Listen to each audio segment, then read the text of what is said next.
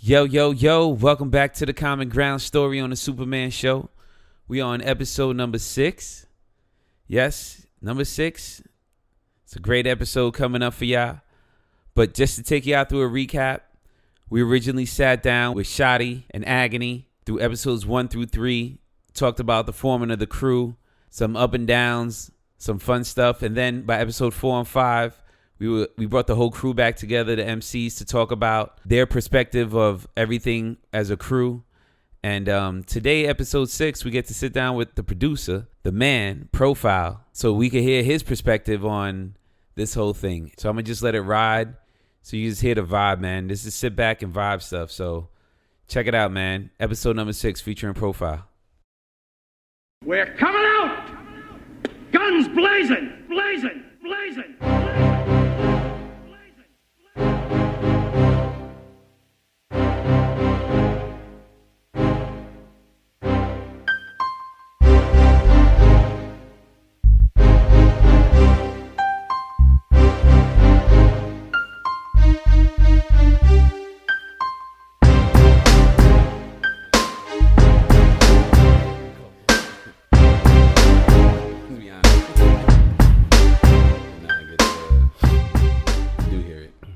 Clear. Maybe a lot of editing. What up, Pro? What's up, doggy? Pro motherfucking file. Let's officially start the show, though, no? Yeah. Okay. Phones. Yeah, everybody. Oh, silence. my phone's on silent. My phone is on Silence silent. your shit. You know what I mean? Yay, yay. We back. We back. Yo, welcome to the Superman Show. And we are back in the building with an unbelievable night to bring a lot of our dialogue to a point that makes a little bit more sense, is to add more players to the game and originators to the game, and along with the usual suspects of Shottie and Agony. Yeah. We're able to bring in the homie, producer. The originator. Oh, shit. Tell him about it. Fish beats. Officially. AKA Fish Beats. AKA I twitched when I smoked. What else you got? AKA I fell asleep in front of the computer a million times. AKA During the mix, during the bounce. I sleep during the bounce. AKA I fell asleep next to the speaker after my set at the club. That's right. That's right. AKA Profile. AKA Profile. Yes. What's good, fam? Chilling, man. Happy to be here, man. Oh, happy to have Happy you. Appreciate it, y'all. I'm happy you came. Yeah, man. I'm glad to be here, man. It's been It would have been complete Been a without you giving your perspective, whatever you want to call it, on this whole saga. So how much did they tell you? They're like, you know that we've been recording and shit, right? Yeah, they what they told me is that you guys been recording pretty much the story of how we all got together, you know, just how everything came about with the Common Ground situation, and you know, just chronologically taking notes of everything. So, That's what's up. You know. Yeah, I'm like interested to hear your perspective, because we've been going back and forth, and even like mine and his perspective is completely different. There's a lot of shit that came out like while we were talking that we didn't realize. You know what I'm saying? Like, No so pun it's gonna intended. be interesting to realize. So it's gonna be like interesting to hear like your point of view on shit. You know what I mean? Cause Well, actually, before Yeah. we get into that, I actually want to go, because as I was thinking about you coming over, I realized that there's still a lot about you that I never knew. Okay. Right. So I'm curious to know. Like, I want to go before CG, before we ever met. Okay. Like, just how did you get into music, and how did you get into production? Like, how did you get to where you were when I met you, and then I know you from that point forward? Like, what's your backstory? Because I actually don't know your origin story. Well, I mean, my family has always like loved music, so like on my I know my dad, he played my biological father, he plays guitar, he plays piano, and not to go too much in depth about my family thing, but my mom, she used to sing, and she actually used to tour a lot and everything. Wow. And one thing that she would tell me is when she would practice, I would always be around, and when I would know like when she's singing like a wrong note, I would tell her, Mom, that's wrong.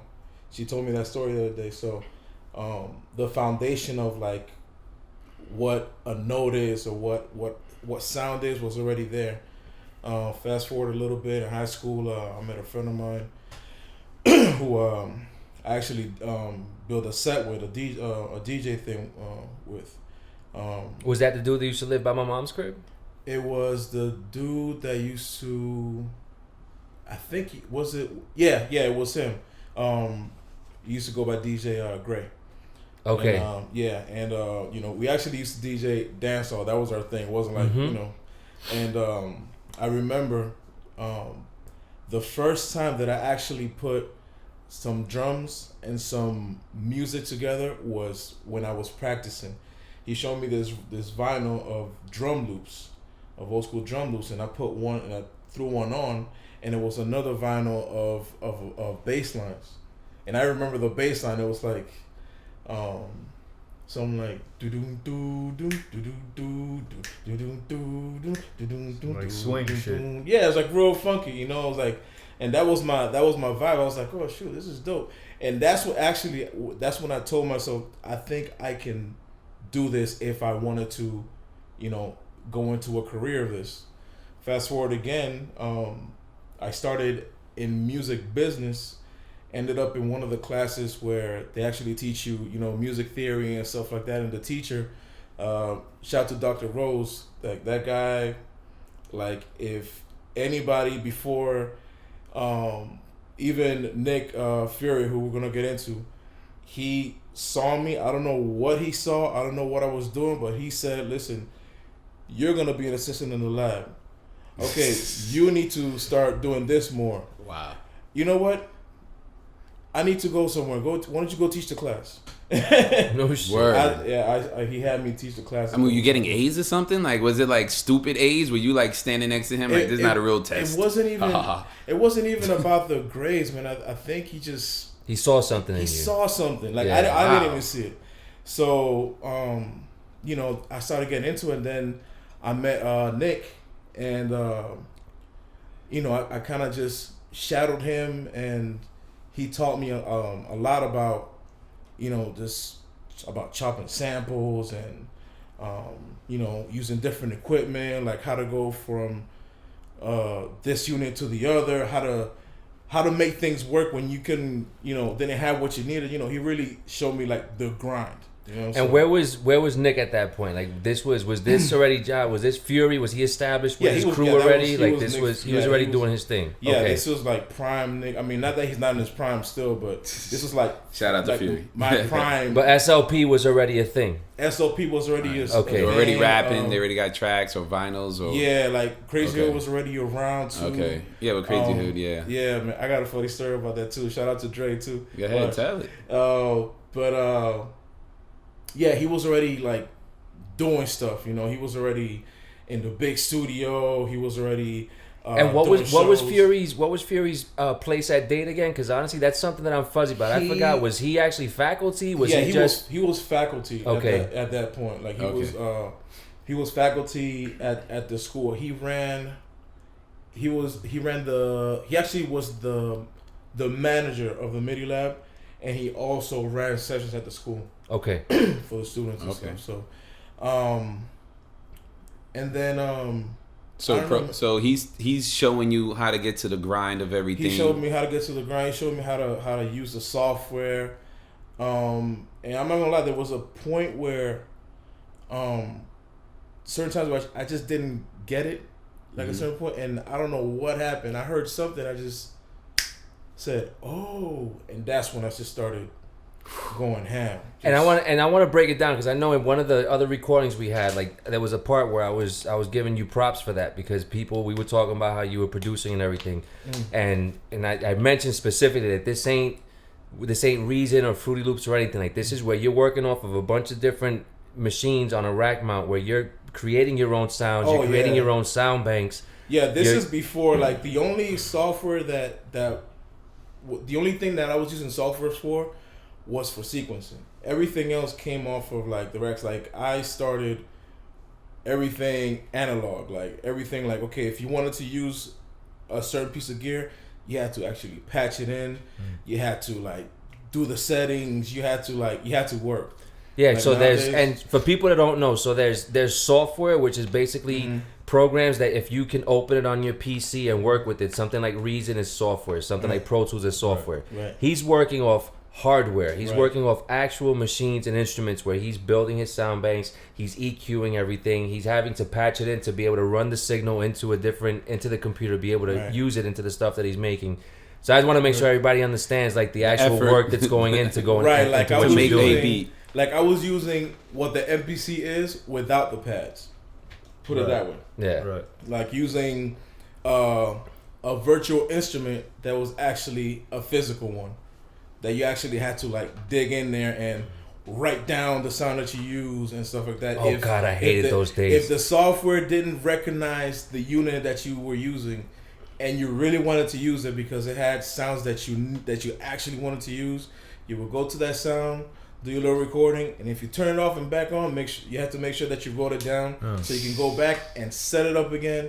Yeah, it was. That is so. I totally forgot about that. Did you ever produce with stuff like that where you had to have a book writing down? No. No. But that's the thing. Remember when you asked us about our beats, and I said that I could never feel like a producer because I've Right. seen like Pro and I've seen First Class and I've Right. seen these like Nick That's Fury and class, these right. dudes like Be in producers. the flesh, like you know, Yeah. make shit happen. You know, Out of like, nothing. I will never feel like a producer. I'll always feel like like. See, and I worked off of stuff like that too, but I still don't feel like anywhere near close to them. But Yeah. I remember having books with the name of whatever track I made and with the sound that I used Yeah. and which one it was, because I used to have the motif rack and the MoFat. The MoFat was the Yeah. shit, right? Yeah. Yeah. And I remember writing that down. I had totally forgot about that, so you mentioned that now. So not only did I have to have it saved, but I had to have basically the blueprint of what I used that day, because if not, you would load it up and it would play, but it would play off whatever default settings it was at. It would sound like nothing, like Yeah. craziness. Let me ask you, Pro. Do you remember the first beat that you made that somebody rapped on or did something on, sang on, or a project or anything? You remember the first? The first beat. One thing, another thing that Nick taught me. He taught me a lot, but another thing that he taught me was you gotta work with what you have, right? And I kind of was already doing that when I first started because I didn't know what I had. I just knew this, right? So the first beat that I made was in this this old school piano that had like beats and stuff. It looked like an actual like mini grand type thing. Okay. At the But MIDI? at the MIDI lab. I think I You remember those remember it, being there. Oz used to play on them a lot. Yeah. And I remember doing the beat by hand. It was like real like general. They say general MIDI, but it's like real generic sounds. And it was like a kick and a side stick and a hi hat. Just real simple. And the bass used to go da da da da da da da da da da. Sounds familiar. That was the first beat. I'll never forget the first one. Did somebody like jump on it? Or do you I remember the think- first track that you heard that somebody jumped on that you were like, yo, psh? The first one, man. The one that kind of sticks out early, not like after you were like, yo, I can make you a beat. Not after your confidence kicked in. Is there something that gave you confidence that you produced for somebody or worked with somebody? Well, what I was gonna say is think about it this way instead of like trying to remember the exact beat. Like, at what point did you feel that your beats were ready to start looking for artists to jump on top of them? You know what I mean? Like, was Right, there a little right. period where you were just making beats, like just getting your skills up? Or was there a moment where you just happened to be playing your shit and somebody was like, yo, I need to jump on that? Like who or put it this way, was there ever a moment where you played some shit, people say, 'cause that was always my shit, like, who made that? And you're like, I did. You know what I'm saying? While I was working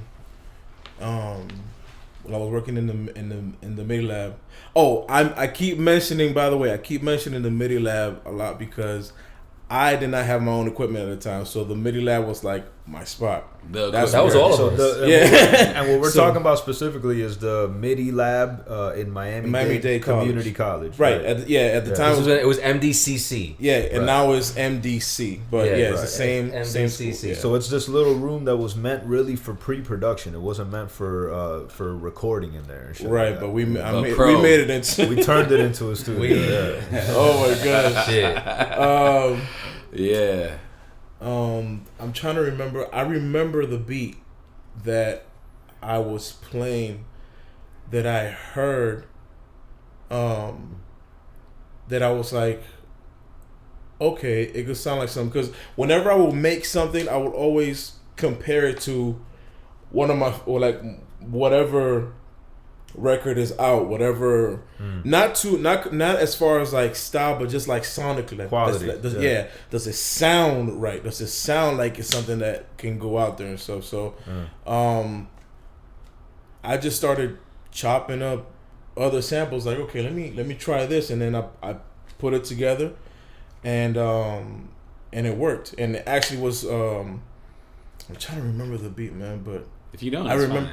I remember. I'm hearing it, and I'm seeing myself working on it. That's cool enough. Shit, if it's in your brain, that counts. Who jumped on it though? Yeah, I think it was. I think it was you guys. The first beat that someone Agony rapped on was them. I think it was them. Yeah, I think the beat, the no, first that beat sticks out. Maybe not that rap song. I know it, man. I know. Did you do the legacy shit?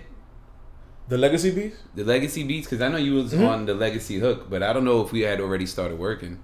I don't know the timeline of who, like, I don't know the timeline of who you started working with. So if the first beat that sticks out to you is the North and Agony beat, that's interesting. We did what? Listen, Ready to Ride. Yeah, because we're like naming a bunch of fucking random songs that no one's ever heard before. This shit is meaningless to people.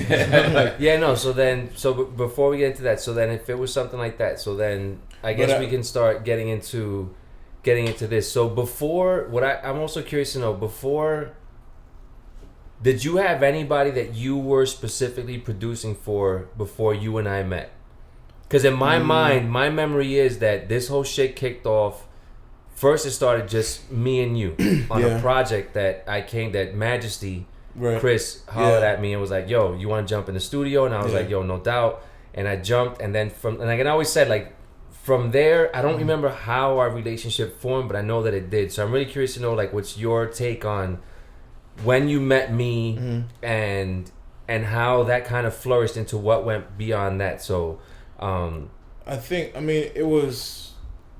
it was a relationship made from the desire to make music, you know. How did you know Majesty at that point?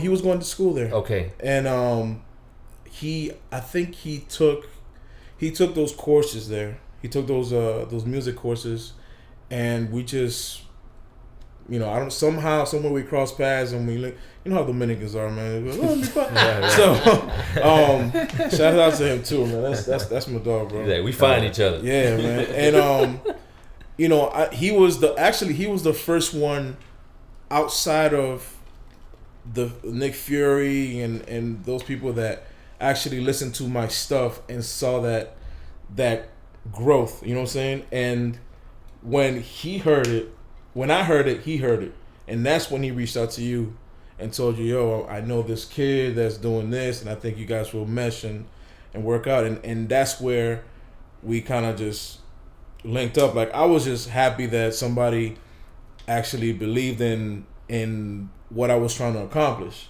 Word. So when he said, listen, this guy wants to jump on your beats, I was like, all right, cool, go, let's do it. I hadn't even heard your shit, so that's funny. If he said that, I didn't even know who the hell you were, because at that point, if I remember correctly, he was dating my daughter's aunt, and that's how he kind of knew of me, and that's how I knew him. And obviously at that point, like, it was all everything about me was, as far as music goes, was just whatever I was spitting for people, either at parties or just hangouts and everything. I had never recorded anything. So he reached out to me. He told me, he's like, and I remember specifically, and maybe my memory isn't correct, but I remember he called me one night. He's like, yo, you want to jump in the studio tomorrow? I was like, fuck yeah. and that's when he brought you and to that's when I went. I mean, we recorded something at Blue Smoke, and I think it was for a project for somebody else's stuff that you were engineering. Yeah. And I went. That was the first time that I had ever really been in something that official. Right. And then everything kicked off from there. So from that moment, like, do you, like, what's your memory of just, like, how did it go from there? I'm curious to know what you remember, because I don't. Man. For some reason, it's just it's like that part's a blur to me. Yeah, did you guys become a crew right away, or? Well, you see, that's the thing. You already had a relationship with North, though. Yeah, no, me and North were already a thing, and but Majesty didn't know too much of North because, like I said, he was more through my daughter's side. His at that relationship point, I was with her mom's, and then basically he was dating her sister. I just remember working with you most of the time. I think in the beginning it wasn't as often, but then we just found each other working all the time, you know? Yeah, because what happens that I know that initially from the tracks we had recorded so far, which it was the main two. It was Listen, which was the solo, and it was Ready to Ride. Both of those I had produced with Surround. Right. And we had made them in his crib with a basic, like a Casio keyboard. You asked me to remake them. And then we brought them to you, and I was like, you know what? Let me, again, since I'm not a fucking producer, now there's an actual producer. I was like, yo, listen to this. No pun intended, and let's remake it. Right. And I know that's kind of how we started with those first two tracks, right. To kind of break the ice on that. Yeah, and from there, for some reason, I don't know, it's kind of like there was so much music being done after that, man. It's like it's hard to remember everything. I mean, we all have our memories of the ones that stood out the most. Mm-hmm. But there was so much more music that it's kind of, I mean, at least for me, it's kind of hard for me to kind of like put into a timeline how everything came about. You know, you understand what I'm saying? Yeah, no, I know. But I'm in the same boat. That's why I was looking forward to tonight, because I'm curious to see what you remember out of everything. So, but I mean, obviously we did. So you and I did a lot of music. Then North came in the picture, and it was the North and Agony show, and then I don't know how we met. We met you. I mean, I didn't want to rush in with the ID4 shit because I wanted for you guys to establish. Yeah, like how, because when I got involved, you were already common ground, right? So that's like the piece that we're missing. You know I what I'm don't saying? know. Like, how did it go from you guys just working on tracks to you guys being common ground? Well, that's the thing. I don't think CG was officially given the name until you guys were already in there. Okay. Yeah, like Majesty was still floating around when we were doing our thing, and then it wasn't until Pro brought you two into the picture, and then I remember we were all at the MIDI and everything, and I think if I'm not mistaken, specifically the first name it was CGD. We were Common Ground Diplomats. No, we made a track called Common Ground Diplomats, but it was just Common Ground. It was? Yeah. That was like a song we made, but the first time. So what I was like, you got introduced to us through Don. You knew Don's brother. Don's brother, and Don's brother is DJ Gray. Okay. Oh, there you go. Wow. There you go. And actually, it was how about that? It was Don, and it was Don's boyfriend at the time, Deftone, who was in the group with us. Yeah, exactly. DJ Deftone. So, I knew him because I used to see him all the time. Right. And then he heard that I started making beats and stuff, and I was already, working with them. Right. Already kind of have a little. You already have some status. Right, exactly. We were raw, like never been to a studio type shit. Like, well, you know what I'm saying? I know the first beat was Bar Wars. Yeah. Bar Wars. So like, I don't know what you remember about that situation, but it was a business relationship between us. I do remember that. At first, like, it was like, you were charging us and shit. Yeah, that was news to me when we did the other recording. He was like, we were paying Pro. I was like, yeah, it was a business relationship until we're supposed to pay Pro at least. You hit me up. You hit me up one day. I know you had showed me Agony shit. Mm-hmm. or North and Agony shit, and I hated on it. I was like, nah, fuck that shit, bro. I was all about my shit. You know Talk your shit, Shottie. And then like later on though, a couple weeks later, a month later, or whatever the fuck, we were still like working and shit, and but it was still a business thing. And then you told me like, yo, I want you to come to this meeting and shit. It's gonna be with those dudes that I showed you, North and Agony and whatnot. And we all met at Fred's apartment. Shot's favorite story. So, I'm not gonna retell the story. I'm just saying like that's how I remember. Like you approached me. Yeah. So like, what was the conversation between you and Agony? Like you guys must have had some kind of a conversation that involved like Pro saying, "Yo, I got these other dudes. Maybe I want to get them involved." I think I spoke to. I'm trying to remember. I don't want to give you like the wrong paraphrase or anything, but say whatever you remember. I remember talking to it's not a court of law. to Juice before talking to North and Agony about it. Which Juice isn't anybody. Juice is also Majesty, which is Chris, which he's the one that introduced me and Pro. For people that don't know how many names he had. Right. Yeah. He goes by many names. But yeah, and then I approached North and Agony about ID4, which is the name of the group that they go by. And I told them that you guys were dope, and I just heard that when I do music, I'm more of a visual type of thing. So I saw what it can be. You understand? So when me working on their stuff, and then me hearing you guys stuff, I'm like, yo, this would work together. If they were together. So that's when I have given you that phone call and said, hey, you need to. Wow. I think it would be cool if you guys meet up and stuff like that. I don't think I remember saying I think you guys should click up and stuff like that. I was like, no, it's more. You left it open. Yeah, you left it open. Exactly. Like I wanted to just introduce the what I think can work, and if it works, it'll work on its own. Yeah. And if not, then everything would have been all good. I give you credit for that. And not only that, it's like by introducing us into this like group situation, you were like foregoing what we were paying you. Now it wasn't like a situation. So now we crew. I respected that shit off the jump, because it's like he basically turned down money to have us involved in the He crew. was serious. Yeah. He wasn't even like just because money is a big deal back then, and especially back then, bro. $25-$40 for a session, an hour. And then you're getting this, that, or whatever. That shit was breaking our bank back then, dude. Like, we had no idea how we were going to pay this guy. At all. I was like, crew, let's do it.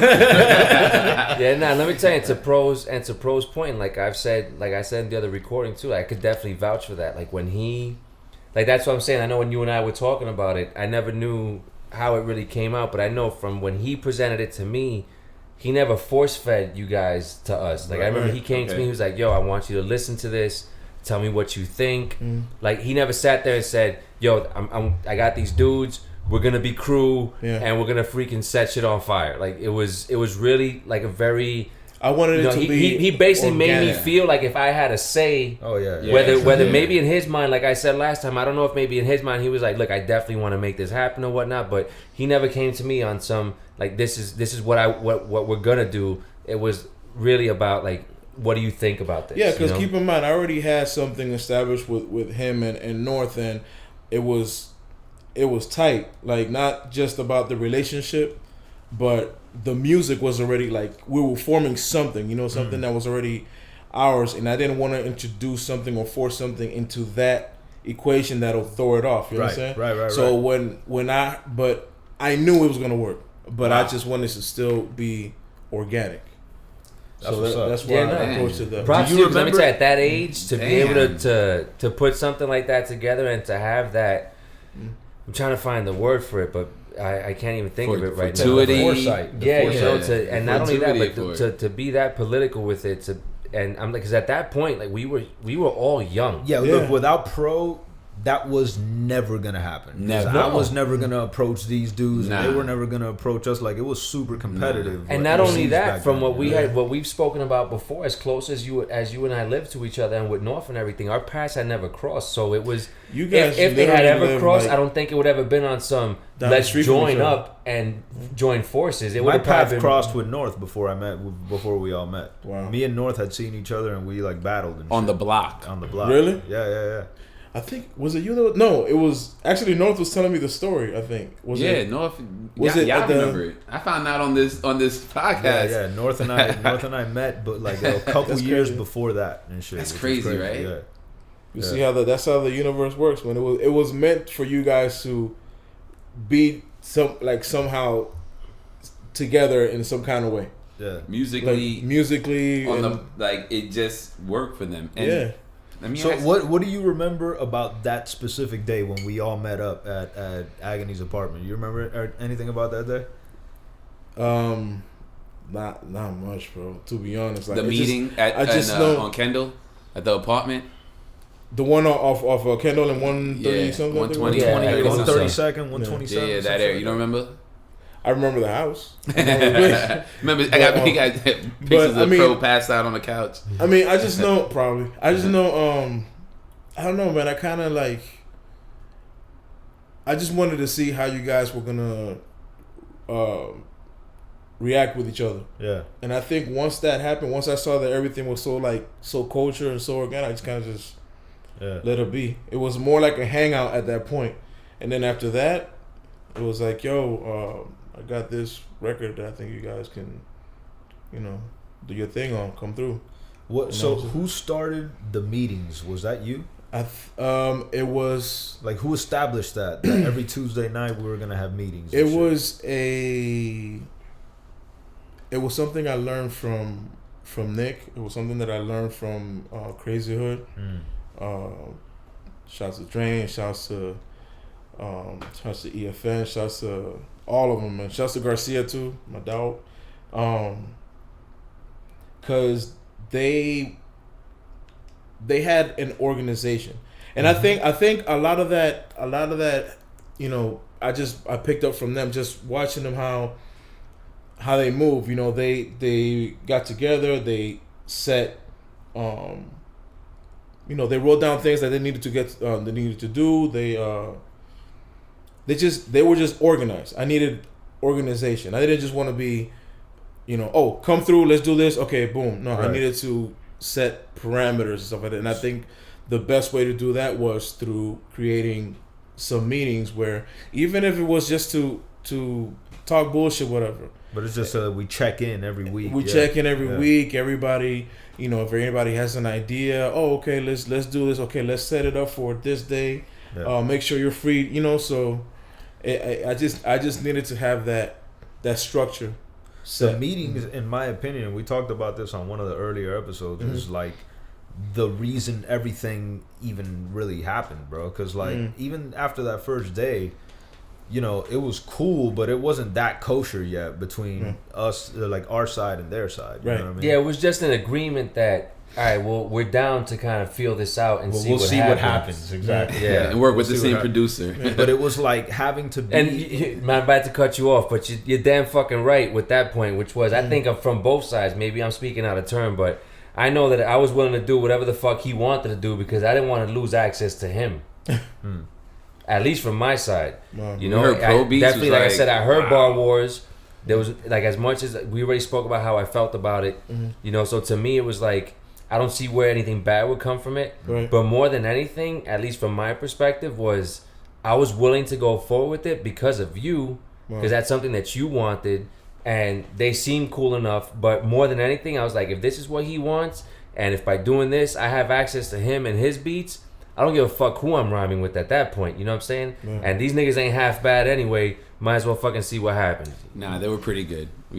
but it was the meetings that really convinced me, I think. You know what I mean? Because it was like, aside from the music and all that shit, it's like getting to know you guys in person and hanging out, and it's like you start feeling comfortable and shit. Chipping Like in and that making was- runs to the vending machines, and to the I- Choco Tacos and shit. And I think there was a moment that that I had, or that happened, that when I spoke to Nick about it, he suggested it, that we should, and I think Majesty was there too when he said it, that we should do something like that, like have meetings where everybody meets, and especially now that you have two different groups within the group, right, from different neighborhoods, with different backgrounds, and with different styles, with different styles, they get to speak to each other. If there's anything that needs to be said, it can be said there. Any ideas and whatnot, and anything like that. So, and I got to sit in a couple of those meetings with Nick. He let me so that I can see what he was talking about. Like I said, I'm a very visual person, so I need to see it. Like, you could tell me, everything from here to fucking wherever. You got to see it. But I got to see it. I'm a very visual person. I'm not saying I'm like that with everything, but with certain things that I need to see it. So so when I saw that, I was like, yeah, you're right. I need to do that, and it was helpful. No, and it worked. And I think it worked because I think honestly, without as much fun as some of you made fun of it, though. Some of us we did. Yeah. But that's also impressive because we're all the same age. Yeah. But you took on that role of I'm gonna be like the teacher. I'm gonna be like the square dude that gotta keep everything in line. You know what I'm saying? Yeah, because you had to be that guy. Because none of us were gonna do it. You know what I'm saying? And That's somebody real. had to be that guy. Yeah, we definitely ate a lot of shit. So you took all the shit because we were all giving you shit because you're the one trying to be serious and fucking so you were taking all the shit, dude. You know what I'm saying? Yeah, when I think about it, it's funny now, man. Yeah, it's funny. Man. Me walking out on sessions and shit. I can't take this shit. Yeah. Get shit together. Yeah, I felt like I had to go talk to Pro every now and then because I was the closest, but I was definitely not. He was definitely the square. He was definitely the person holding it down. Like, it was. Yeah, you know what I mean, though. It's like no. Like the square in the sense of you're the guy that has to be serious. While the rest of us are fucking around, you gotta as much as you want to fuck around with us, you couldn't. He You're was like, in bro, charge. yeah, He had the keys. Bro's trying to have a meeting, and we're on the fucking computers looking up porn and shit. Right. He's like, get off the computer. Come on, time to work. You're rolling blunts in the middle. He's like, yo, what are you doing? You can't have that in here. We're not gonna smoke it in here. Don't be ridiculous, bro. Yeah. Pro was like the only adult. We were all the same age, bro. For some reason. Did you ever have talking about that because you guys bring up a good point. Like, it's one of the things I wanted to talk about because you did walk out of several sessions. I have one recorded. You smacked the camera out my hand and everything. For real? Yeah, from the Tupac shit. One of those. It was the I don't know video. Yeah, I don't know video. Yeah, I don't know. with Mike Rib. With Mike. Yeah, and freaking there's one where you got, I don't even remember why you got so tight during that session. It was a long session. I remember we went till almost 5 a.m. Was I tight or was it just? No, you were tight. Like you could tell that there was a face where you had your face on, and there was one where you even literally grabbed the camera yo, get that shit out of my face. I remember the video. I'll show you the video when we're done here later because I actually made clips of that recording to make a video for that song. Yeah. And it's just a dope song, by the way. But you'll see and I actually have two versions of it. I forget which one I have access to, but one's the edited version, and then one's that non-edited version, which shows the actual porn site through. Look at it, which is like a big fat ass showing. And but yeah, you walked out a few seconds. So the point that I'm getting at any point when you saw how much shit we would put you through and how much of a, because there were times where we really took shit lightly. Did you ever regret? Was there ever a point where you're like, why the fuck did I get into the mix with these guys? It's no, I mean, it's an honest question. I'm really serious. It's kind of like marriage, right? You get into you get into a back and forth with your lady and shit. You're like, I hate you. You walk off and 10 minutes later you're like, I'm sorry. Right. So it was more like that. I mean, it was never a point where I'm like, you know what, fuck this. I'm gonna just fuck leave these this guys. shit. Yeah, it was never. I'm gonna leave this shit because after a while you get to know everybody and you realize that that's just them, you know, and Yeah. that's just what it is. I mean, at the end of the day, it might take, you know, a little bit more time, Yeah. but you're gonna get the work done, and it's gonna sound dope. Because I remember one of my favorite pro workout moments was when we were in Blue Smoke, and I don't know what track we were recording. Please, remind me, because I remember that one. I Like, think it was vaguely, We Blaze. It was some, but I just know that we all caught the giggles. We Yeah, all it caught wasn't the We giggles. Blaze, Oh, yeah, 'cause must I have was been. there for We Blaze. Yeah, I think y'all had. And he was recording, and he was legit. He's like, "Yo, y'all need to stop." Like he like tried to like really just take over and was like, "Yo, that's it. Like stop fucking around." And then the mics were on, and it just took one person. I think even Littles pulled one of his, like, you know what I'm saying. And we think were that had all to be just We Blaze cracking then. up. And I remember, I vividly remember seeing pros. Blue Smoke was a big studio. It was meant to record either bands. There was a piano in there sometimes. The one that Jigs did his thing on. And, Oh my god! and so there was that window in the distance that showed whoever was engineering the session. I remember seeing Pro just get up and walk out, and we're all sitting there like, did he just really walk out? fucking leave? You know? Yeah. And we had to go and pull him back in, like, yo, come on, man, we'll be serious. You know, we'll get this shit done.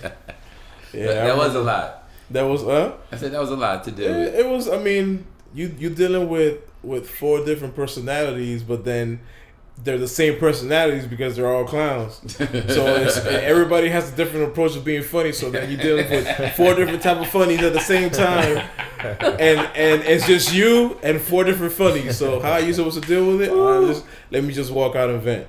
And let them be funny by themselves and shit. You know? Nah, but you used to fuck around too. I think Oh, we yeah, started yeah, fucking yeah. around more though. Still. I think when we started recording at Gold's, Oh yeah. like that's when it just got ridiculous. Like we had other fools walking out. Oh yeah. I don't know yeah, if you. yeah. Shout to my other nigga fools Gold. walking out. Hey, listen, man. Oh my god. What up, Dirty? Yeah, That's my yeah. man. That's my nigga, dog. I ain't gonna Oh, say word, That's y'all my brother. made other people walk out of Oh, section? yeah. We made listen. I ain't gonna say his I name. listen. I but understand. It Wait. rhymes with spleen. Listen. No names. No names. But listen, No name. I understood the It rhymes funny. with tattoo. It's just stupid. But I just knew that when it was time to work, okay, it was time to work. You know. But I understood the funny, right? But we had a session at Gold Studio, and I wish he was here because he'll probably start crying and shit. But I'm not gonna make the story too long. It was me, Shot, Deftone, Gold. Oh, you know Deftone is Deftone is a guillotine, dog. You don't give a fuck either. And I'm missing somebody. Who else am I missing? There was one other person there It was besides the culprit. the Sorry. culprit. Yeah, I think that was it. That was it, right? Manny might have been there. Littles might have been I there. think Manny might have been there. Yeah, he might have been there. And mind you, I didn't need no weed to get funny though. But Right. these niggas were lit already. Oh, but So We were going in. Dog. Because homie like tried to start it up with Yeah. me and it like backfired. It was one of those. It I don't backfired. remember the exact exchange. he tried but to. He's tried to start something with me and I backfired on him to the point that like everybody else jumped in and then Yeah. it was All right, like, so since I wasn't there, I'm a little confused right now. So when you're saying that he went in on you, like, was it just, were you guys just No, playing he like tried the to- dozens? yeah. We were just talking shit Yeah, to each okay. other, and he tried to get me, and I flipped it on him. Like I Okay. rebuttaled him, and it was so bad that like the next dude got on him, and then somebody else got on him. I don't remember what it you was, started think- the domino. but it was like some gay shit. I was calling him gay. Yeah. shit, you know that was the like insult. No, but back then. I think he tried to say something to me, and I said something.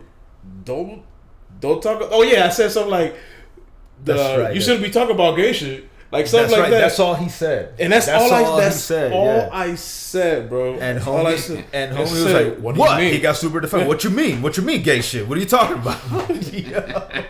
He got super defensive. and He shit, talking so- about I was under the impression that you thought I was. I'm like, no. He's like, yo, it's- homie, like, you know, we're it's a just joke. playing We're right just now. playing, But you right? just went way out of bounds. But bro. listen. It's not that and then it serious. got. And then, Man, you jumped out the window. and then bro. it got quiet, right? So me, being the clown that I am, I was ready. I went to the Deftone. I told Deftone, look. What are you talking about? The picture? I Yo, told him, yo, this dude. draw this dude Hold up. Drunk G right now, right? He shows it to me, bro, and I'm just like, I'm trying to figure out what this is, and all But I he- see is like, I see like a stick figure drawing of like a dude, Come on, and then it's like a closet, and then he just had like the dude's name, and then just an arrow. It was like closet, and it's just like the dude coming out out. of the closet. And Dog, he bro, we're looked at- passing. Nah, but we're passing that shit around before he even realizes what's happening, too. So he's like chilling, and I grab it and I start losing it. So I pass it to the next guy. He start losing it, and he's like, "Yo, let me see that." It was so fucking. And that's where he walked out. He said, Yeah. "All right, guys, I'm gone. All right." He's like, "I can't take this anymore." Yeah. Yeah, we were fucked up. That Yo. night. And then we called him up. This is the worst part. Yeah, People are gonna hate man. me so bad for this, but it's true. We called him up like to like further like dig the grave a little more, you know, just like, yo, what happened, bro? He's like, don't worry, man, I'm not gonna kill myself or anything. And we were like, yo, That's not good, bro. Nah, man, we felt But let me bad, ask this but- then: why? I know we're trying to keep this person anonymous at this point, but I'm just trying to figure out Not why really was apparently, this person Shottie. there? Oh, Were because they he was. just they were just nah, it's just the person that hung out. somebody that hung out, but he everybody did- knew. Okay, He did. He did work records with too. us. Yeah, he did work with us. too. Yeah. okay, okay. He was Yeah. dope. He was dope. But You know, he just called us at a moment when we had time. Like, you know what I'm saying? Too So- much time. So yeah, we had time. That but my day, thing so. is too, like he like asked for it, so it wasn't like it was. You feel what I'm saying, right? Like it wasn't undeserved. Talk your shit, like, Shottie. yeah, he was trying to like throw it. So Man said he asked for it. where I'm from, it's like, all right, if you're gonna enter the octagon, You already bro, know. Well, man. I'm You gonna gotta get defend hit. yourself. Yeah. Because we go. that shit gonna be flying Yo, from I everywhere, definitely bro. agree because even just the other night we had our friends gift exchange and North put himself out there and Oh shit. what's me, my wife, and a lot of me, and you know, it's just when It's you a when lot you of me. open yourself and I see that moment of vulnerability, Yeah, forget Yeah. about and it. especially if we cool, you know, Yeah, quote unquote, yeah, then exactly. it's fair game. Like I'm gonna shoot the shit because I got my skin's thick as shit. Yeah, You know, oh, I don't yeah, I mean- I don't get offended yeah, easily at all. You No, know? the people that I had around me, I mean, besides you guys, the people that I've always hung around, like, they just cut deep. Like, they try to make you cry. Yeah, yeah. So, so you know, like when he tried to, you know, put that on me, I was ready. Like, when he said that, I was like, don't talk about it. I was just waiting for him to say the next thing because I had like already like 37 more lines to throw at him. Nah, Right but after you that. know what the haymaker was, and I know you're gonna remember this, because gold never gets involved in Oh, I nothing, forgot. bro. That was gold so is key. Gold is the most That like was so- you know I gold, missed that. man. He's More like than low Mr. key. Yeah, super low key. Chilling. And at one point, like he like tried to go at Gold for help, Yeah. and shit. You know, like yo, Gold, help me out here, and Gold goes, nah, you gay as fuck, dog. Yo, man, He's that all was the that. haymaker. I remember- Yeah, that was the haymaker. I remember when G left and go That's talk crazy. about. Nah, I want that nigga coming out of my studio. right. I want that nigga coming out of the closet in my studio. Yo, man. Nah, dirty. Yo, that's Yeah, exactly this what was happened too, man. Yo, nah, Nah, but we that got was some funny ass. that was stories. yeah, that was a funny session, man. But All right, so let's but get, no, but I never. But to go back to let's get back on track. Yeah, nah, never. Nah, They man, decided never. to quit. No regrets. It was never a moment where I said fuck this, I'm not doing this shit anymore, man. It was I knew that it was important, you know what I'm saying? Not just for you guys, but for me. I just knew that was a moment in the time where, you know, this needed to happen, you know what I'm saying? So Wow. yeah, bro. It was. Now It's part of besides the us, because I know you produced some shit for Legacy. I'm just curious Yeah. to know, because you know my memory is shit. Mhm. Besides us, that were like, how many other people were you producing for at that time? Oh man. Excuse me. And not Captain. just like, yeah, I gave this dude a beat. Like somebody that at least came to you a few times that you were like, yeah, like they're feeding from my trough. Well, I know you were aside doing from shit with SLP for sure. SLP, yeah. After Oh man, I got a funny. What's it called? J Pure, right? Shout out to him. I remember when I first started making beats, and Nick had. No, I'm lying. It was. Jace was working in there at one point, and J Pure would always go in the MIDI lab to play like new records that he recorded and stuff like that, right? Okay. And I guess at one point he was in there playing a record, and I'm sitting there working and stuff like that, and I turn around and say, "Oh, that sounds dope. Who is that?" And I guess I said that at the wrong time because he turned around and gave me the dirtiest look, like you're supposed to know who that is, like that kind of look, but I didn't know him at the time. And then fast forward, find out he works with Nick and stuff like that. So, I started doing records with Gold, with Jay. It was Gold, Jay, and Jakes at the time. So let me ask you this then, because I know, and I'm just being inquisitive at this point. Mm-hmm. So Nick's established, and Nick, for those that don't know about Nick Fury, the dude's nasty, right? Yeah. Everybody knows he was a badass producer, right? And correct is. I'm talking in the past, but that doesn't have anything to do with the present. So let's clarify that. You're absolutely right.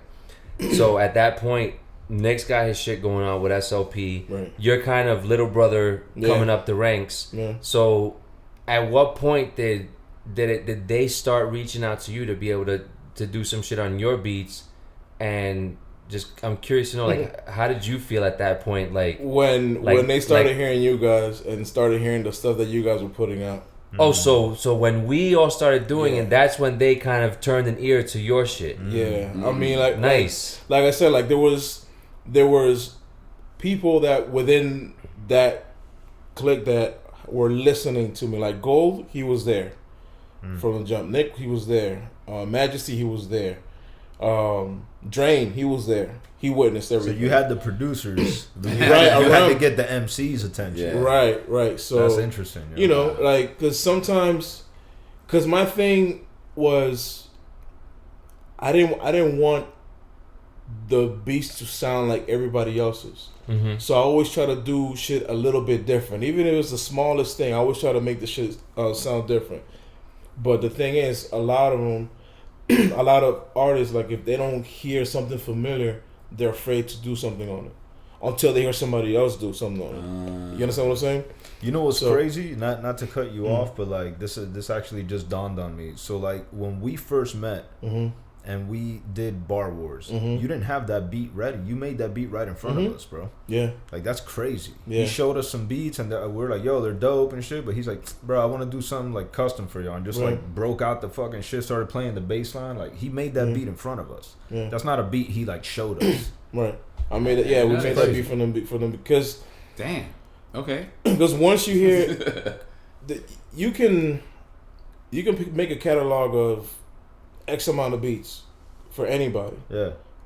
But it's better when you know the person. You actually sit down and listen and talk to them. Yeah. Like once I heard them tell me like what their vibe is and what their style is, I was like, oh, I already knew. Oh no, these are not gonna work. Let's just do something fresh, And I had their ear next to me, so once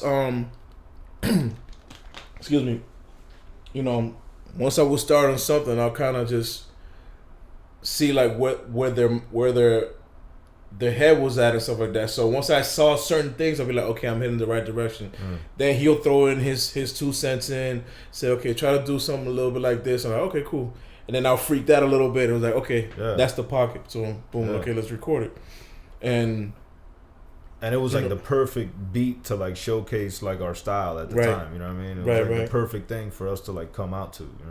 And did you guys was Bar Wars something that you guys happened to have already written and then just ended up spitting to that beat, or did you guys write it to that track after that? Okay, all right. So completely original. So it was a collaborative effort with him when you guys were making it, and then after you guys had the beat done, you guys went back and put the shit together. Okay. Dope. Yeah. And then we got back and met up with Pro and dropped the song. Yeah. So, Claire, do you remember where you recorded Bar Wars? And Blue Smoke, I think it was. Blue Smoke, yeah. It was Blue Because Smoke. I know in one of the recordings we mentioned that it might have been M, and I was like, it didn't sound like it was Nah, it recorded at wasn't M, M. and Yeah, we didn't have Blue access Smoke. to M at that point. I didn't have access to M at that point. Yeah. Early. I had to. Shit, Blue Smoke was a treat. Oh yeah, back we were in the then. MIDI. We were recording in the MIDI. Yeah, they had. It was crazy, man. And I mean, in order to get to engineer at M, you had to take 2 courses, go through Blue Smoke, and then go to M.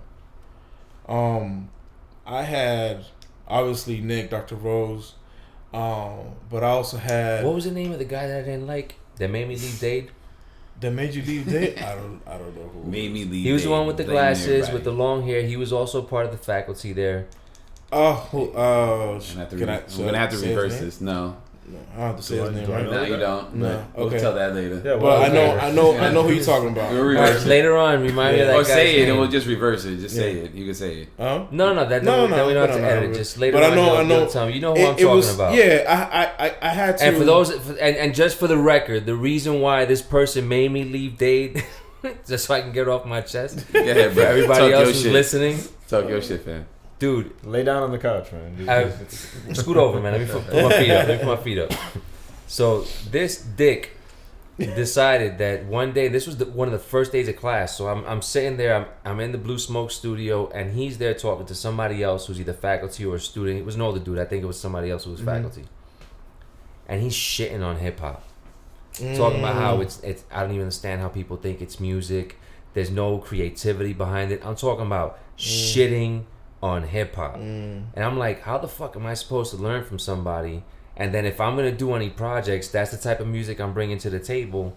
And you're supposed to be objective to it. You know what I'm saying? Like, how you like? And it just, I literally, I never told him anything. But that was the day that I picked up my fucking books and I left Dade. And the only time I ever went back to Dade was just to do music with y'all niggas. I never finished school over there. And he had was he And I was- kind of big or little, like smaller, right? He was Nah, smaller? this dude was I won't say fit, but he wasn't a big dude. Okay, so it's him because. And he was one of those that I remember sometimes when we would go, there was that office next to the MIDI lab. Yeah, okay, yeah. Sometimes he'd be in there and I'm like, pussy ass motherfucker. I mean, you know what's crazy though. And I remember The I same told you person, about this, and yeah. you're like, yo, that's crazy because he's cool as shit. I was like, fuck that nigga. But you know what's? But I was gonna get to that because I think what my relationship with him kind of tuned him a little bit more into Hip hop. like knowing like okay, appreciating you know, it. Yeah. Yeah. I mean, you know, you don't have to like it, but you have to respect that people are making money off of it. Yeah. Like there's faculty that will, I don't know if they're still there. I think they're still there. There's faculty there that have the same mentality that you were just talking about, but we're getting called from hip hop artists to play on records.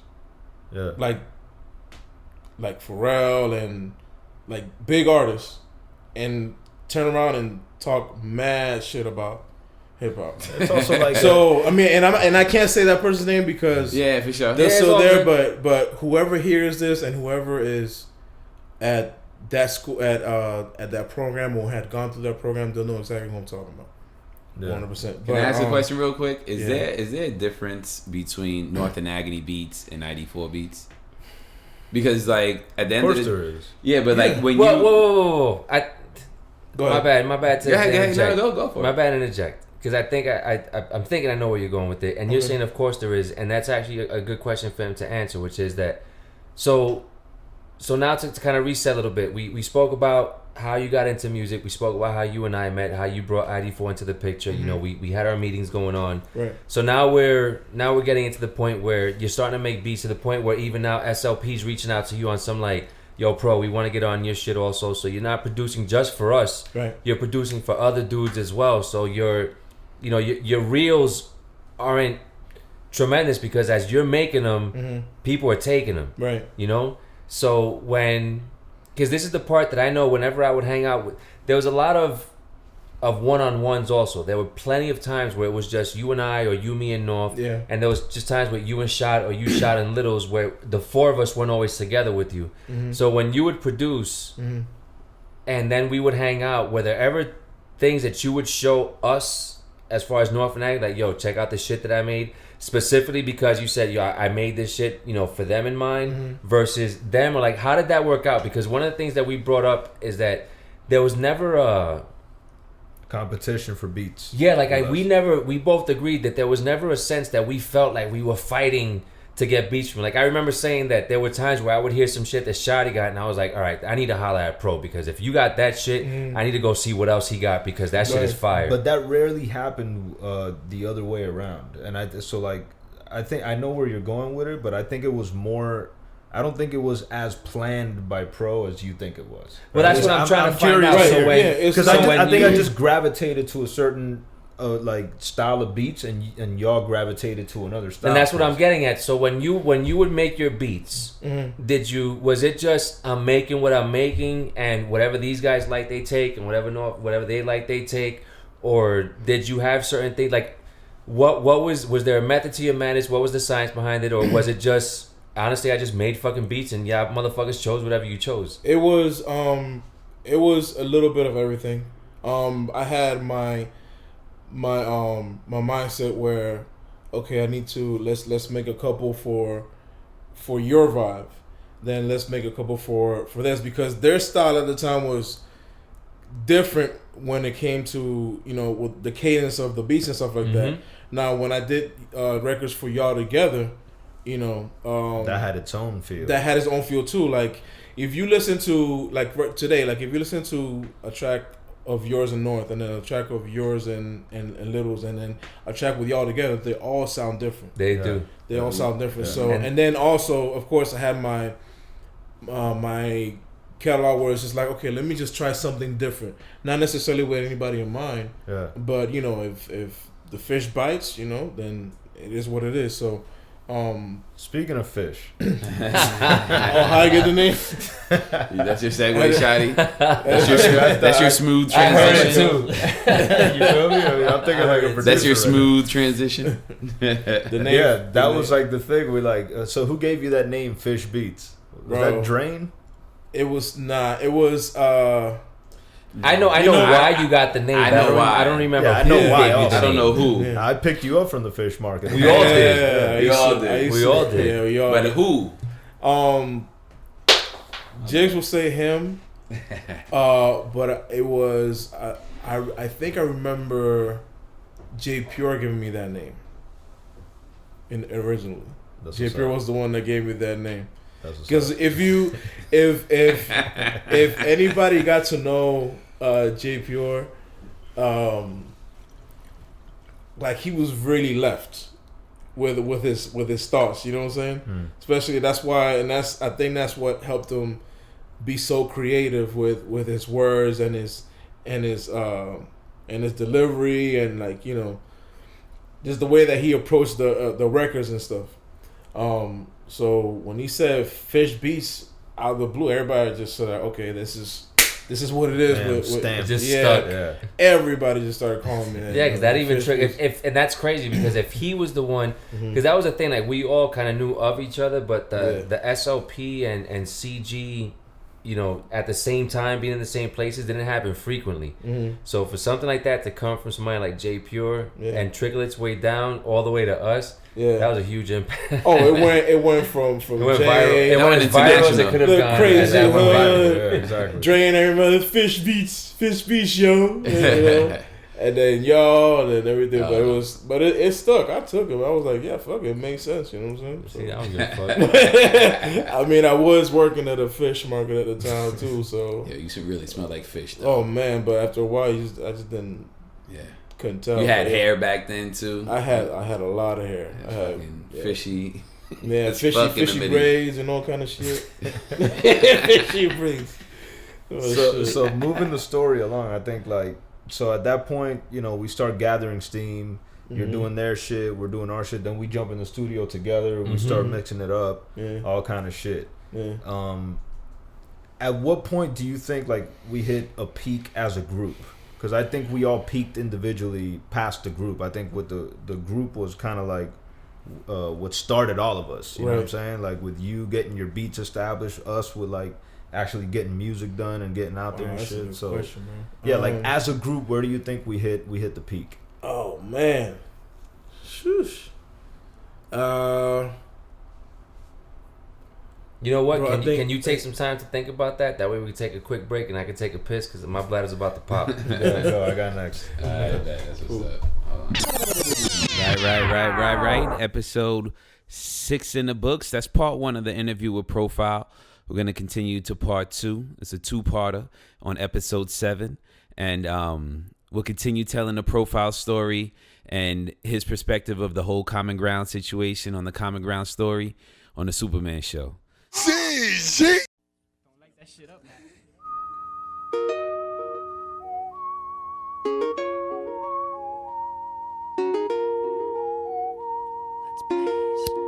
Arrival the Dutch and smoke, rhymes I twist and ciphers to keep my heads mesmerized like this. Y'all eardrums is all fiending for a vibe like this. So when I spit, I watch my words rise to the mist and my brain take its course in action. Putting my thoughts into meditations to keep me on point for blasting. Make my mental state elevate and beats I'll devastate. Heads when I educate, the knowledge that I penetrate. I liven it up like sluts shaking their butts for bucks. Hit the beats like what? We ain't giving a fuck. No for leaving mics permanently blown in the zone. So fierce, my team swarm like bees to a honeycomb. And it's on until the day I rest, I'm steady gon' bless. And congest the chest of whack niggas talking more or less. Best of the best, and not one of you crabs can touch me. Lit off a Dutchie, I make the hottest niggas look rusty. You can never stop it. North speaking like a prophet, keeping it locked and cocked back, ready to pop it. For the love of this game, I maintain my mind frame. Though the time change won't even stop me from getting my name. And it's impossible for me not to spit a lot at you. I blaze on tracks so hot niggas get rushed to the hospital. The general and CGD is mad colossal. I crush the bones to fossils, won't stop until the cops roll. I'm scientifical, looking straight through my peripheral. Like serial killers, I kill an MC with my lyrical